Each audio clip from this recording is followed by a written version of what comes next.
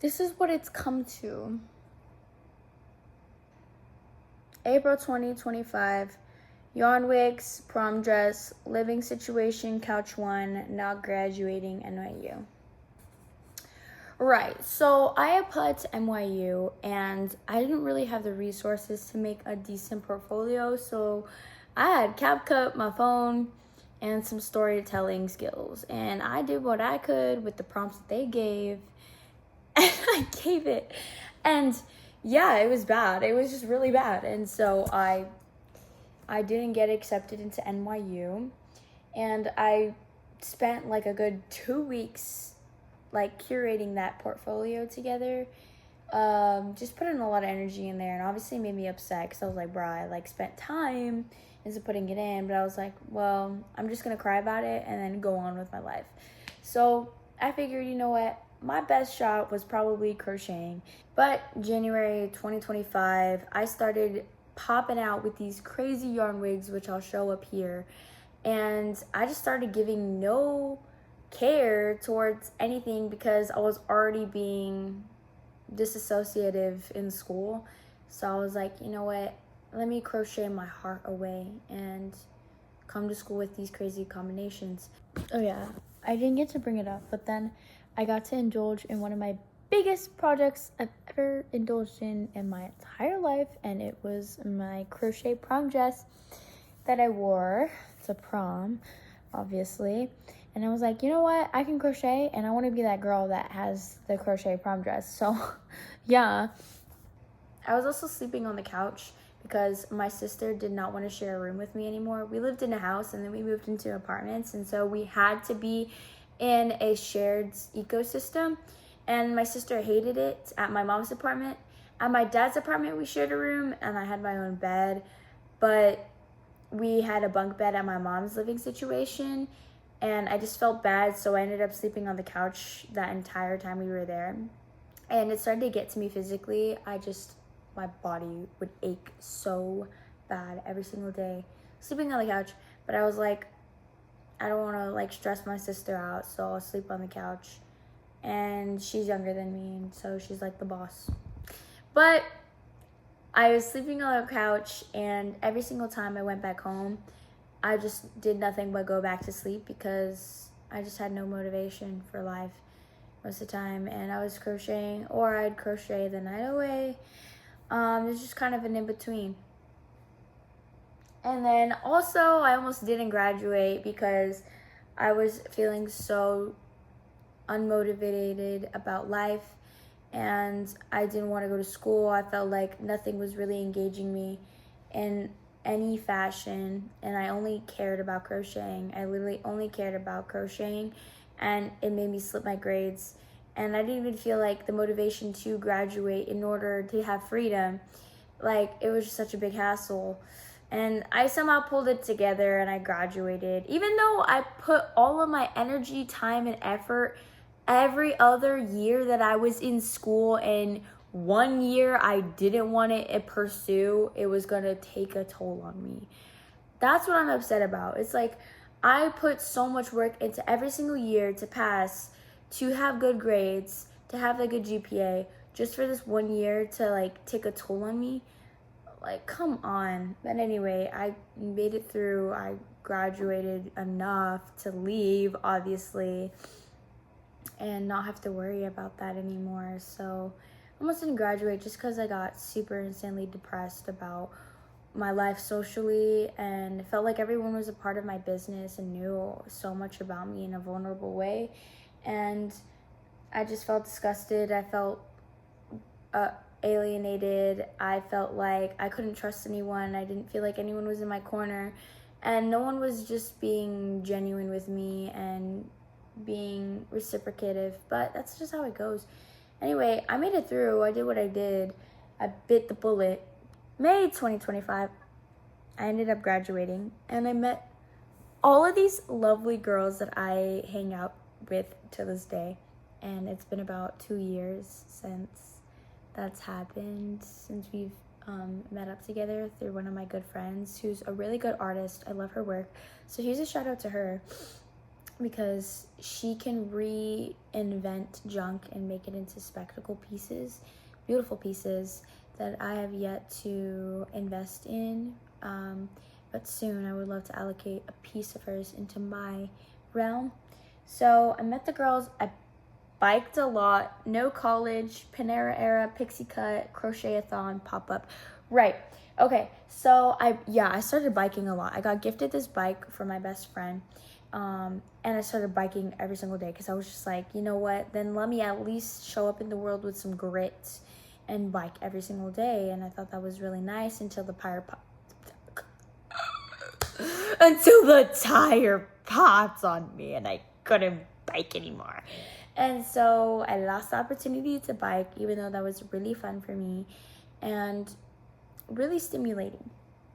And then I didn't go to college because I was like, I clearly do not have the disciplined methods, or I don't have the disciplined mindset to go into college. Like, I'm actually just going to waste their time, waste my time, probably waste money.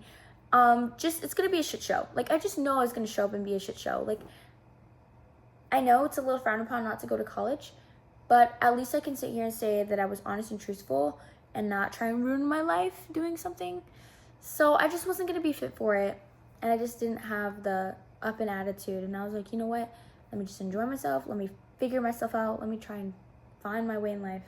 I took a gap year, even though multiple people told me not to, and I'm like, you know what? This was the best way I could ever go in life. So just choose what's best for you. Some people, the school is a resource, and I'm like, hell yeah. So I just knew I did not have the capability to show up for school the way it wanted me to. And yeah, so I also did a crochet-a-thon. So I was just crocheting away, and I was like, you know what? If I want to be an artist, and if I'm not going to school, and I'm just going to work, then I want to fulfill myself creatively, then that's the route. And I was like, you know what? Let me do a pop-up. So then I started getting into that with my mom at the time, and we were trying to plan stuff together and how to get myself like a table, a vendor, and I could crochet and provide my crochet skills, because I crochet lots of creative creations and I enjoy that, and I love digging into that realm. So Panera Era, I worked at Panera Bread, and that was fucking horrid. I did a 5 a.m. shift on the weekends, and I was up at 7 a.m. every single fucking day. I woke up at 5 a.m. every day, and because I had to take my siblings to school, and then I also had to get to school, and then I also had to go to work. Anyway, yeah, and then in June 2025, I started curating these hats, and I started having a hat obsession and making these hats, and I still do, and I still will incorporate in. It's just that my life has kind of like snowballed. It's just like, it's been like snowballing into now. July 2025. Let's make a website, from scratch. Yeah, that fell through. And then in August, I started roller skating a little bit, and I was like, I would love to try and do this a lot more. Roller skating. I was going out, I was wearing my pieces, I was being loud, and I was like, I'm out here in San Antonio, I'm in the city, I'm out here. Like, heck yeah. New job, solo trip to Austin. Right, that's when like everything else started kind of changing. I was like, okay, I can kind of see my groove here. I'm having a lot of fun being visual with my pieces and everything, and being funky and weird. And I got a new job. I quit Panera because I was like, I said I hate this job. I don't want this job. This job sucks. So I want a new job. And I said, hey, I want to work with kids. And I ended up getting a flyer sent to me by my mom to apply to this childcare service in the school system. And so I applied. I got in. And I started working as a child care development youth leader for our North Side program. And I was just taking care of the kids after school and providing lessons and interactive times, enrichment activities for them as best I could. and I started working there for a while. And I was like, this isn't bringing in enough income for me as I'm building up this crochet business. Like, I was going out and just really gas, and wanting to go out, and I was like, this is just not enough for me. I need another job. And I was just like, I'll continue the childcare for now. We're just gonna work with it. So that goes into September. I started dating this guy, and he was interesting at first, but I should have known. That's all I'm gonna say, is I should have known. But anyway, it got epically ruined by this crazy betrayal. Since I was sleeping on the couch, I was getting really fed up, and I was like, I need my own space to like creatively explode.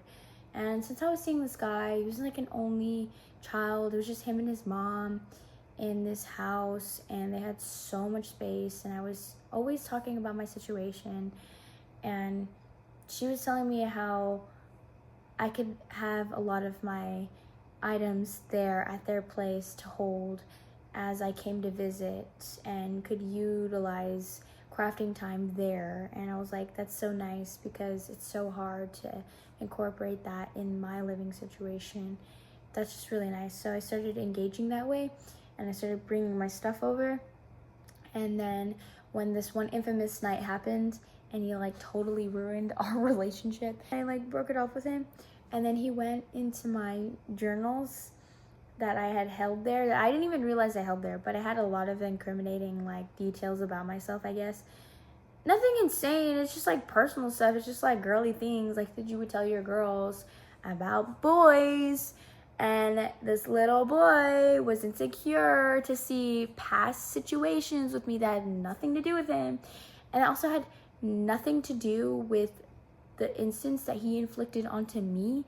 And he put them all in a bin and poured Sunny D all up in that bitch and destroyed the fuck out of my journals, and I had to repair them. But anyway, that really took it for me, and I was like, fuck, I don't want to go back home. I just want to have my own room. I just want to be able to just chill somewhere and create and then work. Like, I just don't want something like always just making me feel like upset about life. Like, just so like low-key, my mom was just being too much on me, and I was just like, I can't do this, I can't do this, I can't do this. So then one of my good friends brought me in, and that brings us into November. One of my friends, Abby, she brought me into her home, and I got to live there for about a month and a half-ish. But she provided such a safe space for me. Me and her got to mingle and talk to each other and open up about things and experience life. And I got to sleep somewhere and shower somewhere. So that was awesome. And also just create somewhere while working. And then near November, I was like, yeah, I need a new job. So I was like, where can I find more employment? And her mom was like, you should check out care.com. Not sponsored, but I highly recommend to you guys care.com. It saved me a lot of time. It saved me. Like, it just saved me. So care.com, I applied for 2 families, and I got to be a part of a newborn's first journeys, a newborn's first couple months of life, taking care of a newborn baby. And then I also worked for 2 children on the weekends with this other family. And I had 3 jobs, and I worked every single day, and I only had 4 hours of time opened every single day. And I used that to sleep. And if I didn't use it to sleep, I tried to use it to crochet. Right. So in November, like Thanksgiving, that's when I really started to implement those jobs into my schedule. And then I was told to leave my friend's place. And I was like, well, this is kind of odd, because I would hate to go back home. It's kind of embarrassing after like leaving and saying like, I'm going to live with my friend and being there. I've always been just a pretty rebellious and independent person. So I was just like, I would much rather I would much rather live nomadically, like, and then as I was told to leave my friend's place because, like, the neighbor next door was having complaints and started to be, like, investigative and saying, like, hey, you have another person living in there, and they were just going to cause situations. I did not want to be a burden to this family, so I was like, yeah, I'll leave. I packed as soon as I was told, like, all in one night, and I had, like, told them I had a plan, and they were like, okay, well, what's your plan? I'm like, I'm going to live in my car. So in November, I was like, hey, gonna live in my car, check. And I low-key had that decked out. I had it planned out. I was gonna make it work. And then I got offered to sleep on the couch with my best friend at her place because I told her about using her washer machine every Sunday and I was like, I'll relay the context because I don't want to lie, but I'm not asking, I'm just asking for the washing machine, please. And I told her the context, and she said, girl, come sleep on the couch. I have room on my couch. And I was like, okay. So then I started living on the couch with my best friend, and we were like, we both don't want to do this, but the only reason why we're sleeping on the couch together is because, hey, we'll work for something. So we're like, we'll work to be roommates. We'll work for a living situation where we can have that opportunity to build our lifestyles and build our adulthood and be disciplined and well-accomplished women. So I'm getting ahead of myself. But anyway, October 2025. Wardrobe runaway. Yeah, destroyed items, left in car. Oh my god, okay. I got ahead of myself, but in October 2025, I had accumulated so many clothes over my high school career, like over my high school years. I obtained so much clothes, like I'm telling you, so much. And I started to be disgusted of myself, and I was like, why do I have this much clothes? This is insane. How can I give this away without donating it to Goodwill? Like, how do I know it's going to be all, like, used very well, nicely, and also just not to Goodwill? Like, I just did not want to give it to a thrift store. Like, I just felt like that was too easy, and I wanted to be a little bit more passionate. So I brought out all of my clothes, except for my PJs and some work clothes, like just the stuff I would wear to my daily basis. All my good stuff, I brought out to a location that one of my friend's moms owns, and I curated a walk-in closet. Like, I curated a whole set that looked like my wardrobe, and I invited a bunch of girls that I knew that love clothes and that love fashion, and I told them, if you can build an outfit, one singular outfit to walk on a runway, you can take as much clothes as you want, anything. And I wanted it to be kind of like a trade system where I can kind of get something in return.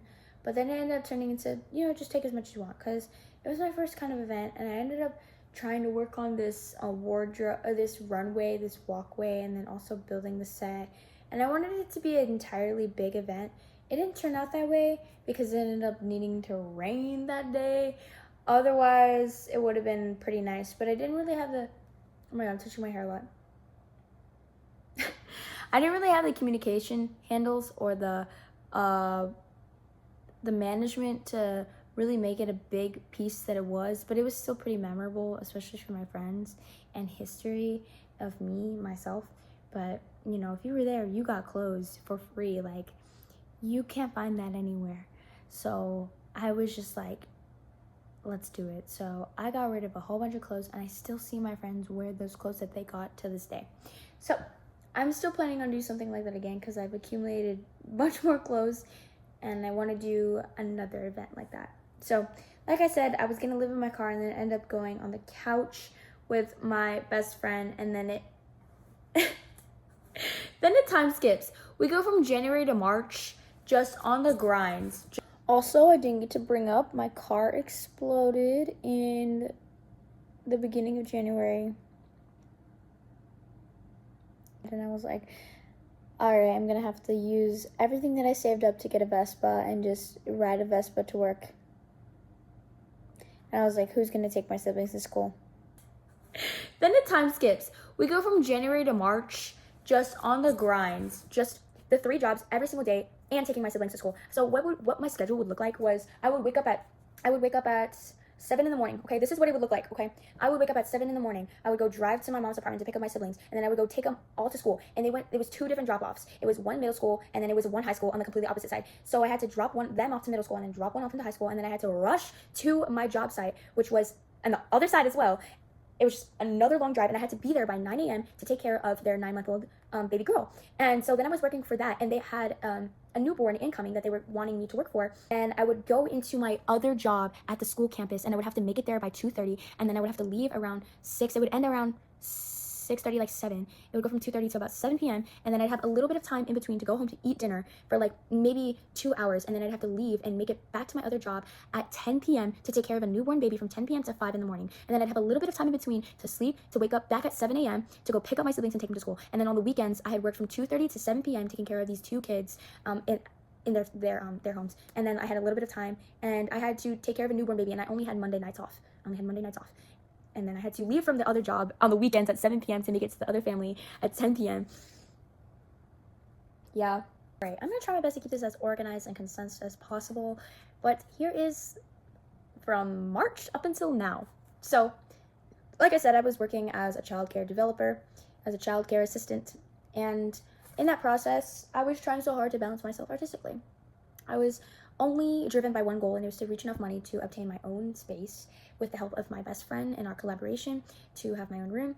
And that's all I cared about. That's all I cared about. I pushed myself to the limits because that's all I cared about in life was having my own room. I just wanted to be able to take myself on seriously, and I felt that having my own room was the perfect opportunity to do so. So I had gone to the pop-up shops, and the only way that I could indulge myself creatively was crocheting. But since I didn't have any time to crochet because I had 3 jobs and I was working like crazy, I could only ever come up to these events and dress up for a short amount of time. So in March, I went to Sunset Stations market that they have every 3rd Friday, hosted by Zen House. Shout out Zen House, because you connected the dots, really. Honestly, if you did not have that outlets, I wouldn't have been in the position that I've been in. So I went there dressed as funky as I could, and I met Life in San Antonio, an Instagram account that showcases the life in San Antonio. So he had documented my outfit, showing what it is that I wanted to dress up as I went to that market. I really liked what I had on, and then I talked with them about what it is that I do, and I told them that I was interested in doing a playwright for my birthday because I couldn't crochet, and I really, really, really wanted to put something out there for my portfolio, for me, myself, and I thought, a play would be awesome. So I talked about my story, and he gave me lots of resources to help me sponsor this play to generate money or donations or just make the process easier. And I was like, thank you so much. I ended up going to an event later after that interaction in a completely different outfit, and more goddess looking outfit. Just, you can see the comparison here. And he was also there, and then we further engaged, and he was like, I would love to talk to you because this is also something interesting that you do. You talked about playwright, but you can style and you can get into fashion. And I'm like, that's interesting that you bring that up. So we started curating we started curating a styling service that I could probably introduce in my lifestyle, in my schedule. And I'm like, that's really interesting. I never thought of that. I would love to try and exercise that. So we started doing a styling service, and just as we were experimenting with that, by experimenting, I would be given a budget. I would go out to the thrift store. I would curate an outfit out of that budget, and then we would sell that outfit, or we would just promote the outfit, promote my skill to dress you guys up. And then he said, I also want to introduce you to a seamstress here in San Antonio who owns this shop, and you've mentioned about learning the sewing machine, about wanting to learn the sewing machine. So I'm thinking, why don't we approach her with the opportunity or with the intention to learn from her? And I was like, that's interesting. Sure, I'll come by, I'll present myself. And then we have this infamous photo. This is the first time I met Angie, the woman, the legend here. Like it's so interesting. Like, she's just been here, and I've lived and done all these things, and she's just been there alterating, and now I get to be in this opportunity. So then I met Angie in March, beginning of May. But beginning of May, I had reached my goal. Me and my best friend had reached our goals, and we had found an apartment where I'm at right now. And we moved in March 1st. So a little bit in the middle of May, I started apprenticing underneath Angie and learning from her, and I have not touched an industrial sewing machine since I met her. But I got the grip, I got the hook of it quickly, and she told me she was going into surgery shortly, sometime before May had started, and that she wasn't going to be back until June 20th. So I was like, damn, I'm left to my own devices. I'm moving, and I'm also curating my own room and trying to do the moving process. So that was a whole big thing, and so I just went on a little sewing hiatus for a tad bit. I ended up getting my own sewing machine, curating a nice little section for me in my room to sew while she was gone, because I wasn't going to be able to be in contact with her, but I wanted to pop up and be like, hey, I can do some stuff. So May came around, and all this stuff started coming together. So what really happened was that I moved in officially. I skipped April because in April I had been sewing, and I experimented by upcycling things, and I curated a nice little package for my sister for her birthday and gave her lots of cute items for her to wear. And so that's how I was practicing. And then I was also creating more outfits, styling, and then I started building a system. I started actually implementing things to get me more organized and disciplined. So April was more like, okay, wait, there are ways that I can engage in life with time and people's schedules and in my schedules and the things that I want to do more efficiently and a lot more fun. So I incorporated this hourly planner into my life. It's literally saved me so much. I'm still reinvigorating things happening right now, but that's what's happening. So then, yeah, so I started roller skating a lot more. I got gifted these roller skates by this lovely, by this freaking awesome roller skater there at the rink that I go to. So I was able to start using my pickleball court here at the complex to roller skate, so I can have that as just my personal passion and my personal skill, because I have no one to prove that to. I have only to prove that to myself, and it's a great outlet for me with everything else that I'm trying to manage business-wise or just brand-wise. So yeah, roller skating obsession. And then my mom passes away, and that's a really big thing. I mean, it's a really big thing for anyone to lose anything, so I'm not gonna be too crazy on it, but it does explain everything about my power and passion in life now. And now I always wanted to have a really good relationship with my mom, and we just never ended on good terms. Sorry, I take that back. We ended off on good terms, and really happy about the last time I really saw her, and she was helping me out. She was there for me when I wanted her to be, and she really made up for the time that I really wanted her to be there for me, and she wasn't. So she was there for my birthday, and she helped provide me the stuff that I really wanted her to provide me for. And she ended up passing away, and it's just really tragic because I always thought that she didn't deserve the life that she got, and I always thought it was really sad that her life was lived on keeping us alive, and that's just not fair for her to have lived that life. And I always thought that she deserved more, and I always thought that she deserved to be happy and fulfilled and personally invested in. And so that didn't happen. I was really upset about how she got to live life, and now she's gone. It's still really weird to me to kind of digest that she's just not a being here anymore on Earth. That's just really interesting. But yeah, I got to explore life under that loss, and it was interesting because I left my jobs.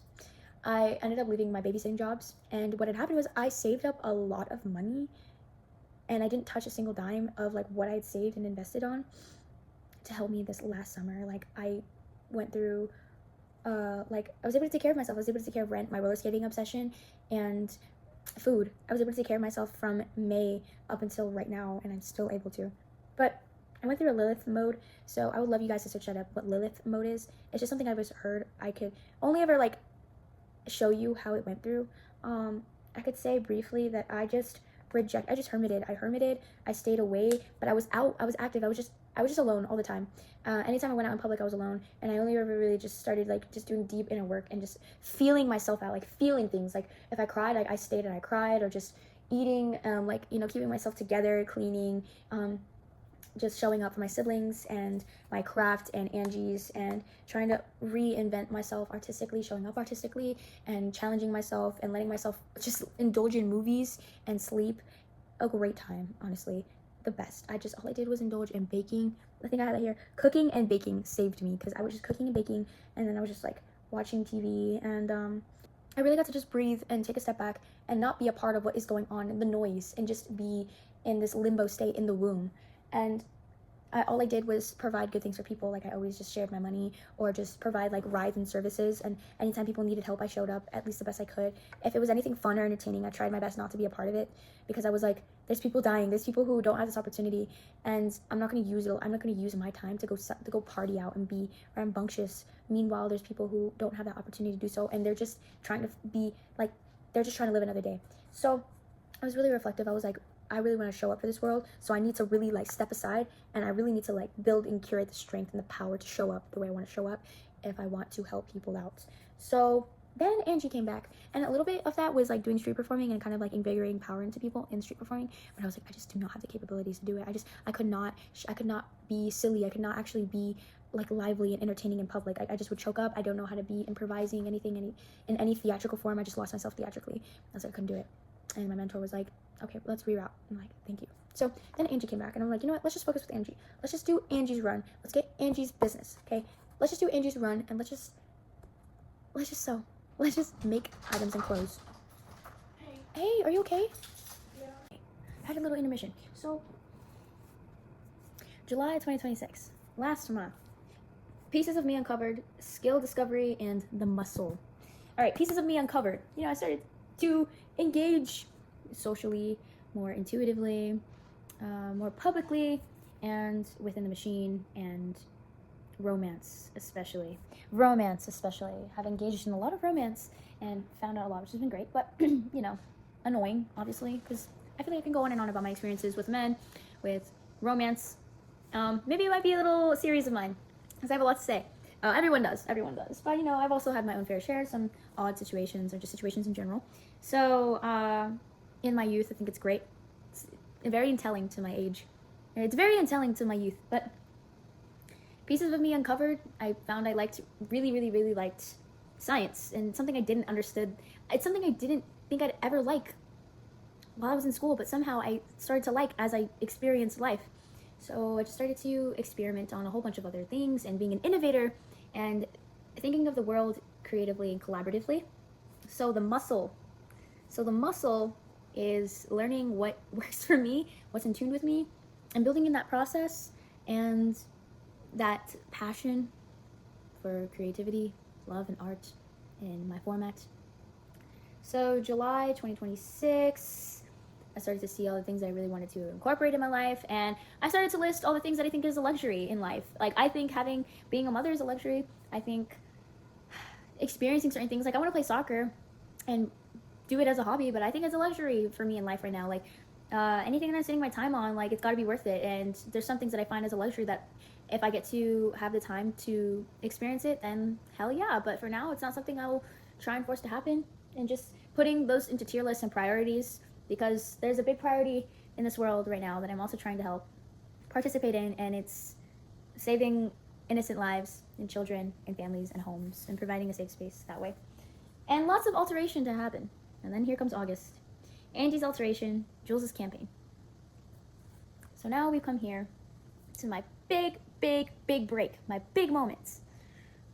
And it's just obtaining this alteration shop. So I'm working every single day to campaign and raise money for that settlement that I've agreed upon with Angie, and trying to make a place here and just doing that service until something new comes along. But with the alteration services comes with so many new projects and things to provide for the community, and I really want this establishment to flourish in the way that I envision it.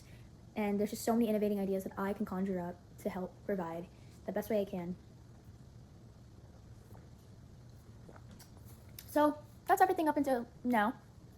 I chose an untraditional approach into life, and this is a little showcase of what that looks like to get up until now, because I find it very commendable to me personally, and also in life because it's untraditional. It's not typical, and it's not something you hear a lot, and I want to give that account and that personal testimony to my life, and because, like, why not? Give a big shout out quickly to my friends and family, because I've been insanely supported and blessed for that company and support by my friends and family. Even though my romance situation has been a total bummer, I've had friends and family accompanied by me in this process, emotionally, and hype. They've been my hype man, so that's been also so motivating for me to continue on with this. And like I've mentioned before, if worst comes to worst, I'll just babysit for the rest of my life and crochet. That's this trueness to me. I'll just keep a roof under my head if that's what it is, and I'll keep making products. So regardless, it's not gonna be stopped. It's not gonna be stopped. It can only be elevated. It can really only just be elevated. So, yeah.